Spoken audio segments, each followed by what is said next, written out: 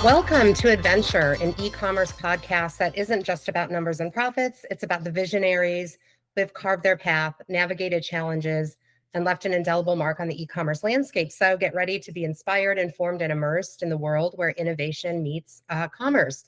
Joining us today are Sebastian Stanley Jones and Joseph Phillips.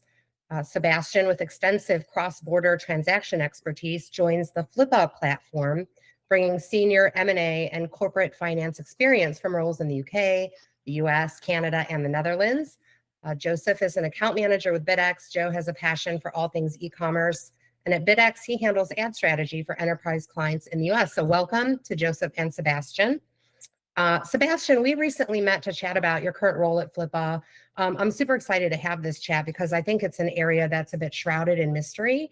But before we take a deep dive, we always ask a few warm-up questions to get to know you a bit. So are you ready for that? I'm ready. Shoot. All right. They're easy. So what's been the highlight of your week so far?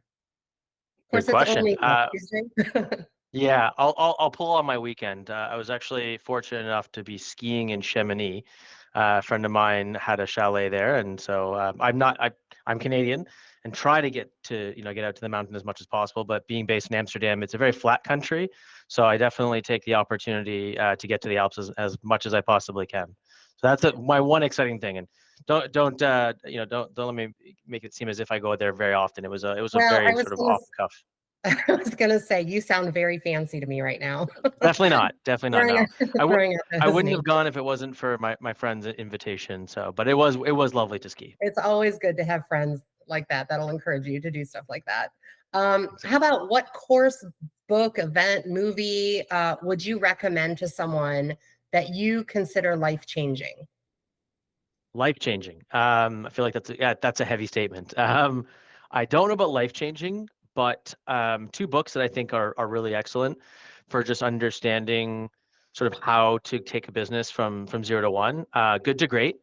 So I just think it's excellent for understanding how to think through ground up company building, and The Outsiders, which actually is a Canadian author. Really interesting to see how some of the best CEOs think through execution, and they tend to be sort of outlier CEOs that maybe do things or run things through a different playbook. I would say those two books are excellent. That's interesting. I mean, this podcast sort of started off as, really founder-based, and that's really what we were trying to get to is, what are the challenges and obstacles that CEOs and founders have overcome, building and scaling up their businesses. So I'll have to get my hands on that book. So let's talk about your current role. What led you to this role, and what about it are you most passionate about? Yeah, I appreciate that. So I sort of cut my teeth in my career working in the City of London in finance. Really enjoyed that exposure to the pan-European experience. And then I actually ended up kind of going back to Canada to complete my MBA, and got involved with a company called ClearBank. And ClearBank was the first revenue-based financier for digitally native assets. And it was really interesting to see, or to help build that company, and to see the impact they would have on founders to be able to provide them with capital that was non-dilutive, right? So not having to, for founders to go to venture capital and take extremely expensive equity financing in order to grow their businesses. And so I liked the idea of democratizing access to capital. And so in M&A, there's a lot, like you had mentioned previously, there's a lot of mystery. I feel like there's a different language that's spoken, and it does feel like it's somewhat cut off from the average founder or seller. So I like the idea of trying to open or shed some light on a relatively opaque process, and Flippa offers the opportunity to democratize M&A, to make access to highly qualified financial buyers, private equity, and strategics really easy and simple and straightforward. To me, that's a meaningful activity. I like that we can actually have an impact on founders day to day, week to week, and we're not just sort of helping to bolster the bottom line of a major company, but really providing liquidity for founders and creating life-changing events. So let's talk about that a little bit. So Flippa is an online marketplace that buys and sells online businesses, and we're not just limited to e-commerce. You're talking blogs and websites and SaaS companies and all of that. So I'm not very familiar with that sort of landscape. And I can't imagine how much would have to go into preparing a business to sell. I'm thinking you need to do a valuation. I don't even know what else you would have to get into. So what are some of those sort of really big blockers that somebody's going to think, oh my gosh, like I have no idea where to start. How do I prepare for this exit strategy? Is it even worth it for me? Can you go into that a little bit? Sure. Yeah, and I'll just be cognizant of time and try to keep it really concise. So first off, any founder that's considering an exit, typically it's usually the most important financial decision that they will ever make, aside from marriage or maybe buying a house. So it can be quite scary. So I think the first thing that people try to do is try to understand what is their business worth. And usually they'll ask their accountants or even friends or people that have had previous exits, what do you think my business is worth? And even that first step can be quite a lot, because if you get the wrong information, it can kind of set you on a path where your expectations aren't aligned with what the market might be able to provide. And I think that's a really big, that in itself is a big issue. But after that, after you've kind of understood what the value should be or roughly what it can be, then the question is, well, how do I actually get to market? Do I use my lawyer, a broker, an accountant, a marketplace? Do I just try and sell it myself? All of these things can be really confusing. And there isn't really a centralized point that you can kind of look to online or anywhere and say, oh, that's the playbook that I need to follow. So I think that's one thing that we're trying to provide is let's get better visibility on the process. But just to kind of come back to your point, in order to get ready to sell, I think the primary thing to do is just make sure that the financials are prepared, in a way that's digestible for buyers. So we're not suggesting that a seller has fully audited financials. A, that's quite cost prohibitive, and B, it's quite time consuming. And even for a really small nascent brand, it's not about having a full CPA come in and audit the account. It's more about are you tracking things accurately? Is the balance sheet cleaned up enough to a degree that someone can look at this and say, oh, that business is worth roughly this. That's the biggest blocker, because even getting to market, funny enough, it's very organic. I feel like eventually, once you kind of put yourself out there as a founder, it's very likely that people will put their hand up and say, oh, I might be interested in buying your business. So the biggest thing is just getting that checklist done, which is financials, trademark, and then totally valuation is sort of where you kind of want to be. And the final point, which can be quite confusing, is the structure. So what do you, as the founder, as the seller, what are you optimizing for? Are you optimizing for cash at closing? Would you just like to divest take some chips off the table? So you could do that through an equity push. And each of these structures lend to a different type of buyer. And I think right now it's not clear to most sellers what these different cohorts are, or what these different options are, different structures are. And therefore it can be very confusing, which buyer should I even be talking to? Does that help hopefully a little bit? It totally does. I see similarities. I've not been involved in like mergers and acquisitions, but I have to say I am addicted to those house flipping shows on TV. And it's really similar, right? Like the seller thinks that their property is worth X amount. As Yeah, a buyer, you're going to come in and you're going to probably value that property a little bit differently. And depending on the value or depending on what the seller wants to get out of it, they may need a quick close and they're willing to take less. But, just to put a point on, just because somebody is selling their business doesn't necessarily mean that that's not a profitable business, right? There's lots of reasons why somebody correct. is going to be selling their business. So Absolutely. I think that, sorry, I think we should pull on that thread just a little bit. Absolutely. There are, I always ask sellers, like, what is the desired outcome and what is your motivation for selling? So some people would, have family obligations or changes in life circumstances that require them to sell. Some honestly are maybe just, disenfranchised with the business themselves and would like to focus on something else. And I think it's really important that sellers have the mental wherewithal and the foresight to say, you know what, maybe I'm not actually equipped to run this business anymore, and I don't want it to fall or to degrade, and so I should sell it now. And there's nothing wrong with that. It's, if you're not enjoying the business anymore, perhaps it is the right time to sell. And then finally, there are people that literally build businesses purely for the point of exit, and those are tend to be quite thorough operators. But everybody has their own unique set of circumstances, and there's no right or wrong reason to sell. And again, you may even have something as simple as your kids are going to a great school and you need to pay some pretty heavy tuition and you just want some liquidity. Whatever the case may be, there's not a right or wrong answer. yeah, I think one trend that I found, especially in this ecosystem, is everybody has that shiny object syndrome. So they love generating ideas, seeing those ideas sort of come to fruition, and then they're already on to the next project, like 6 months before that's even completed. They just like working on new things. So that's definitely something I could see happening in this M&A landscape, as well as, if you want to start a business, you might not have to reinvent the wheel. You can pick up a business that's already been started. Somebody's kind of already done the hard work, and make it more profitable, or a better fit for someone with your personality. Absolutely. I think to that point, and that's a great point, honestly. Let's just like double underline that for a Yeah, second. please. There's a great book called Good to Great. Or sorry, I apologize. That'll Never Work, and that's the story of Netflix. And the current CEO of Netflix is actually not the CEO that took it from 0 to 1. So he was not the guy that came up with the idea.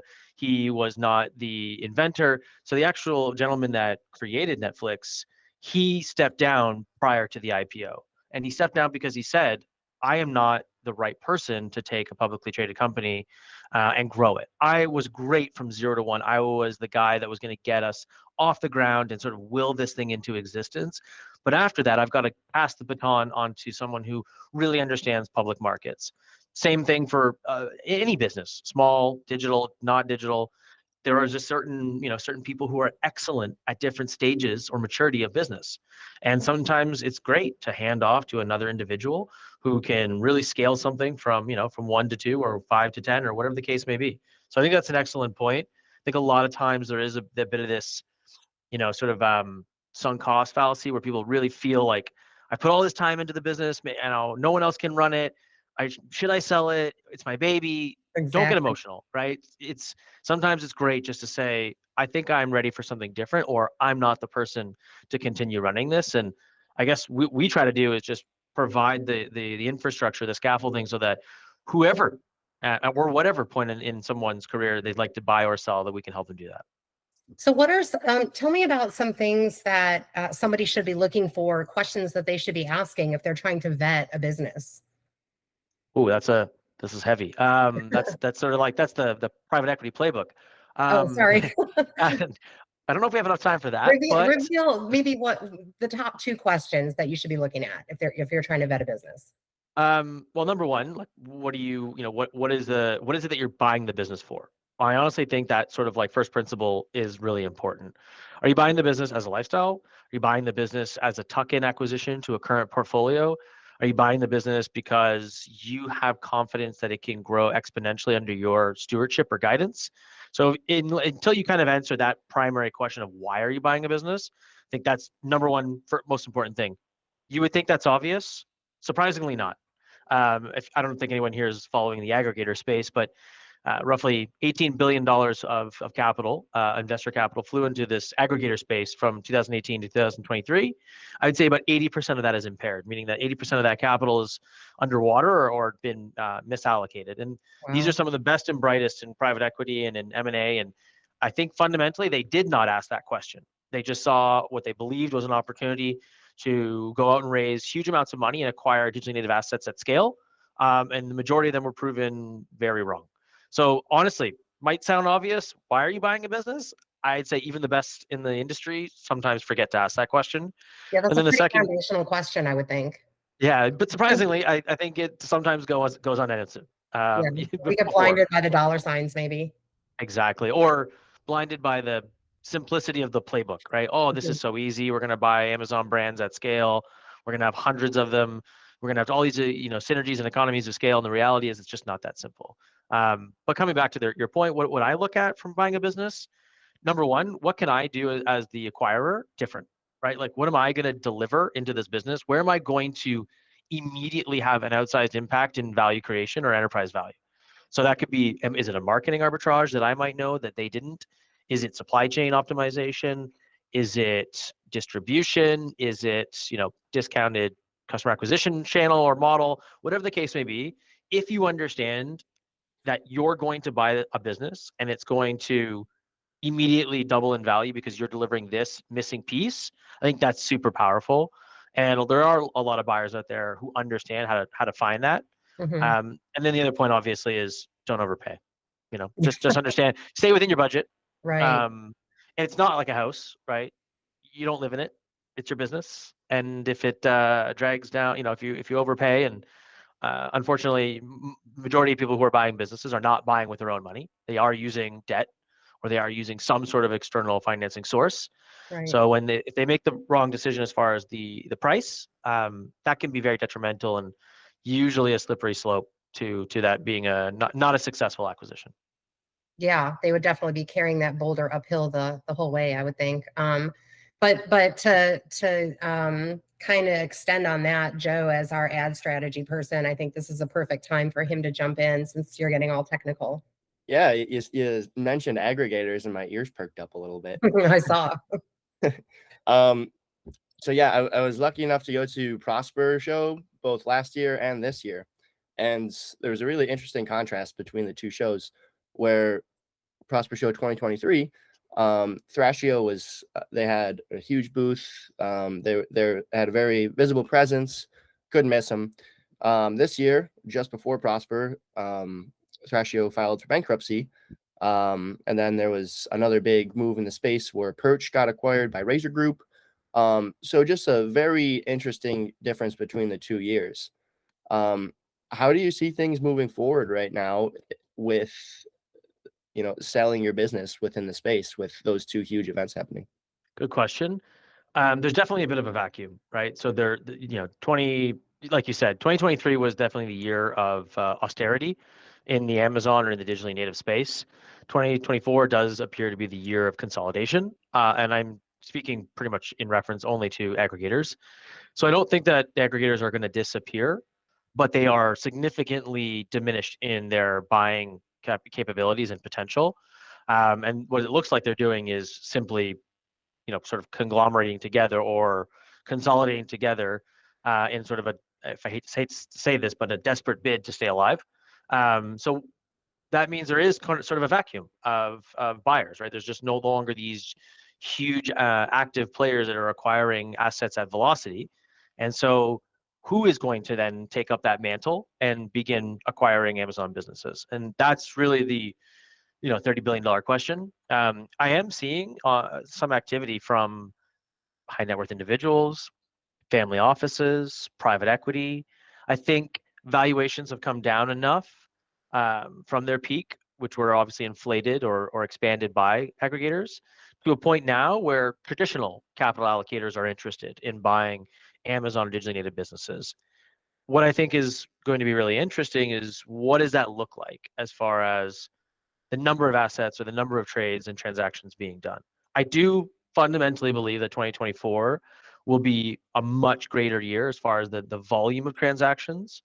And I do think that more historic or traditional players like private equity and family offices and high net worths will take up a meaningful, or sort of backfill a meaningful percentage of those acquisitions. But I don't think we're going back to the 2021 heyday era of you can get your business bought and sold or within 3 weeks and you're getting 7x and 80% of that's a cash upfront. I think those days are well behind us, and now buyers are much more sophisticated and much more patient, right? They're very much looking at the entire universe of assets that they can acquire and being incredibly methodical prior to just pulling the trigger. And I think it's worth noting that, realistically, like 15% of deals actually go from LOI to APA, meaning that just because you have an offer in the hand doesn't actually mean that it's gonna guarantee a deal gets done. And I think people seem to forget the attrition rate is very high from a deal actually getting done. So just all these things to keep in mind. But to your point, I think Prosper would have been very interesting this year. Unfortunately, I did not go, but I had been for the previous 3. Yeah, definitely very interesting. And I mean, from what I understand, I'm not huge into the aggregator space by any means, but it seems from the outside looking in, one of the main strategies with the roll-ups these aggregators did was they were looking for certain synergies between products that they would roll up and try to really be able to lean into the cross-selling. And, I know that they have super long, like 500-point checklists that they do to ramp up the brand once they get it. But do you think that like the underlying strategy is going to change moving forward as far as what they're looking for with brands they acquire, or were they on the right track already and there happened to be certain market forces at play that disrupted them? Amazing question. I wish I could tell you that I think I have the answer, but I don't. If I did, I would definitely be a very rich man. But what I can say is, look, these are very smart people. Aggregators. I had the pleasure of working for two. One of them, I'll keep those names offline, but one of them is actually EBITDA positive and doing quite well. And one had arguably far more talent, at least from on a paper basis, and a lot more experience on Wall Street, and they failed miserably. Both entities are incredibly intelligent, hardworking people. So yeah, I don't know. I don't want to say that the strategy was completely wrong, but I definitely think that it's fundamentally changed. That's certain. The idea of just rolling up these synergistic listings and doing that at scale proved to be operationally very complex and didn't work out the way anyone had thought. I think as well, the aggregators now that are doing well or that are above water, they are the ones that have ruthlessly prioritized costs and really been intelligent about their OpEx, and looking for novel, interesting means of keeping their costs down. And then, really looking at these listings more from a SKU level versus a brand level. I think that's a big change. So I do think that some of the more sophisticated aggregators, like SellerX, for example, they have enough scale that I think they'll continue with the strategy that they originally went out with. Slightly, obviously, changed or nuanced, given that there's some capital constraints and obviously cost of capital is going up. But I think they have the foundations or the infrastructure, the scaffolding to kind of continue as they were. Others are seeing the opportunity and being much more nimble, and definitely have changed their strategy completely. I think they looked at the incumbents and said, "That's what you don't do. Let's look at Thrasio and say, 200 plus brands. The synergies were not quite there. At a SKU level, they didn't understand their business, and the operational back end to actually integrate those number of brands was basically non-existent. So you have to be operations focused, right? You got to over-index to operations in order to do well in Amazon and in digitally native space. And I think the aggregators that are above water right now, they understand that. So I think they have shifted their strategy. I don't know if they are even, if any, for that matter, are actually acquiring right now. It's more managing their existing portfolio. So, but I think this is a second mouse gets the cheese mentality where, you saw Thrasio die, you saw Perch die, you saw Boosted and a couple others come together. So I think now everyone's looked at it and said, the dust has settled. That's what you don't do, right? Let's not over lever ourselves and, acquire brands at some ridiculous velocity that we can't integrate. Let's figure out what did work. Let's do a postmortem on these, basically these case studies and figure out what not to do and what to do. And it does seem like I still think that this is, it's an $18 billion gamble. I don't think it's wrong. I just think the timing was off. And I also agree with what you said. I think that the market headwinds were sort of a perfect storm, and it was really challenging to foresee that. So I don't blame anyone. And I don't think anybody from these organizations is stupid or bad at their jobs. I just think they got very unlucky and definitely over their skis. Well, that sets me up for the perfect question. You guys have brought it up a few times, so I'm curious, not being in the space, how much does valuation kind of fluctuate? What is it tied to? And do you foresee any sort of, kind of like a housing bubble? Do you foresee any sort of bubble bursting, or do you feel like valuations are going to be pretty stable to make those choices here in the next, 5 years? Great question. I think fundamentally the bubble burst in sort of the late back half of 2022. It was, the aggregators were highly, they were inflating the multiples. They were expanding the multiples because they were basically willing to pay anything. And that was a byproduct of some of the way that their debt was structured. A lot of these people were on timelines. They had to deploy before they breached covenants. And so there was this irrational behavior that has burst. So the question is now, are we bouncing along the bottom? Is there a meaningful rise or expansion in multiples to come? I think no is the short answer. I think we are kind of at, this is now sort of the market rate. I don't know if it's going to be, going to expand much. I think on the back of interest rate cuts, whenever the Fed decides to do that, that should ignite some more activity. and get some people off the sidelines, and that will naturally inflate multiples slightly. But there's been a bit of a change, a paradigm shift in how people view Amazon and D2C. And so I think that is going to have a pretty significant knock-on effect on valuations for times to come.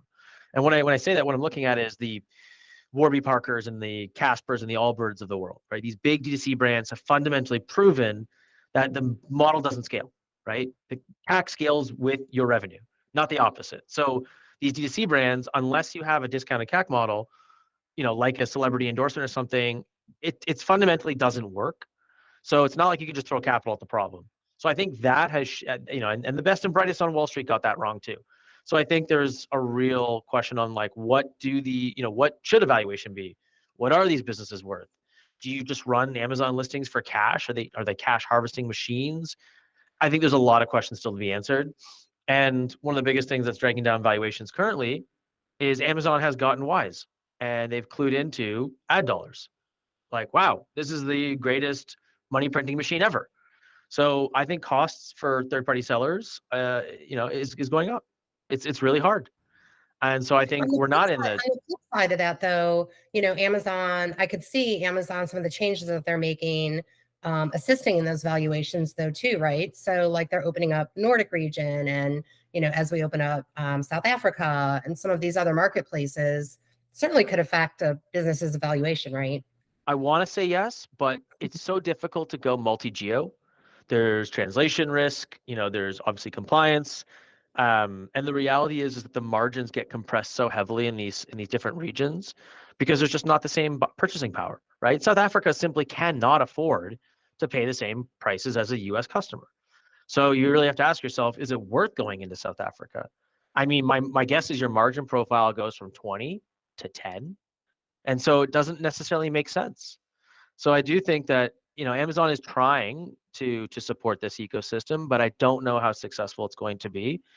It's still going to be $1 trillion ecosystem. I don't question that. It's just who's going to be a winner and who's going to be a loser, and how does that affect valuations?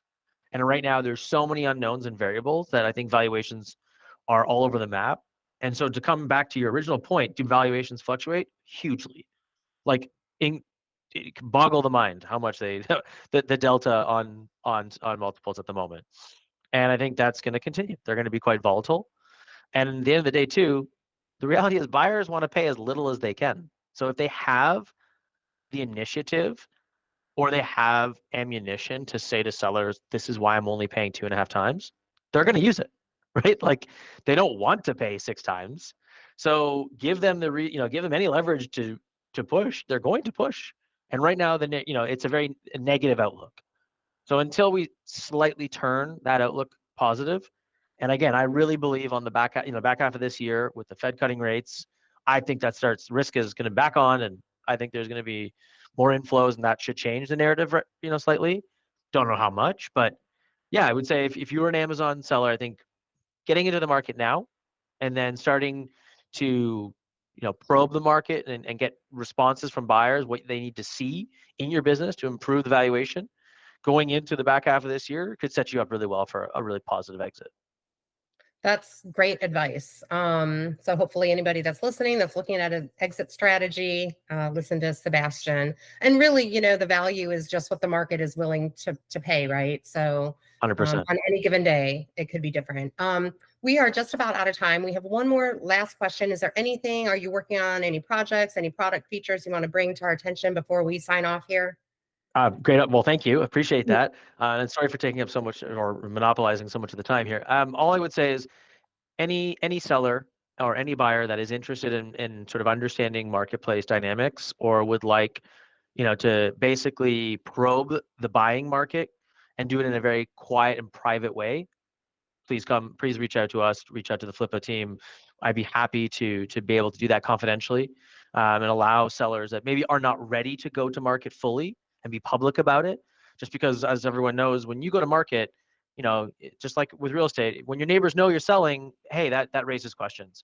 And so there is, a lot of sellers want to know what their business is worth, and they want to know realistically when the rubber meets the road, what could they get? Well, they're only going to know that by getting into a process. But if you could do that in a quiet, confidential way, that might be more interesting. And that's something that I'm working on, is building out a marketplace where we're doing NDA, sort of NDA gated listings, and an ability for sellers to engage with buyers, but in a very confidential and quiet fashion and at their pace, right? You're not obligated to move quickly. You can kind of go at your pace. So that's my little quick spiel. And I really appreciate you guys having me on, and it's a pleasure. Yeah, we'll definitely make sure to include your website information in our show notes. So please definitely reach out if you're interested. And just as a conclusion, since we are the Adventure podcast, Sebastian, what's the most adventurous thing that you've ever done in life, not necessarily in business? Okay. When I was 26, I quit my job in London and decided to take one backpack and go to Southeast Asia, and with no return ticket, and figure out, what to do. Ended up spending 6 months. I would say you probably grew up really fast doing that, huh? Well, definitely was one of my favorite experiences. I strongly suggest it to anyone that is able to do so. That's awesome. Now I'm going to have some wanderlust now. Thank you again so much for joining us. I learned a ton. Thank you, Joe. Make sure that you reach out to Sebastian or Flippa if you have any questions, and subscribe to the Adventure podcast for more thought-provoking interviews. Thanks, guys. Thank you, guys. Take care.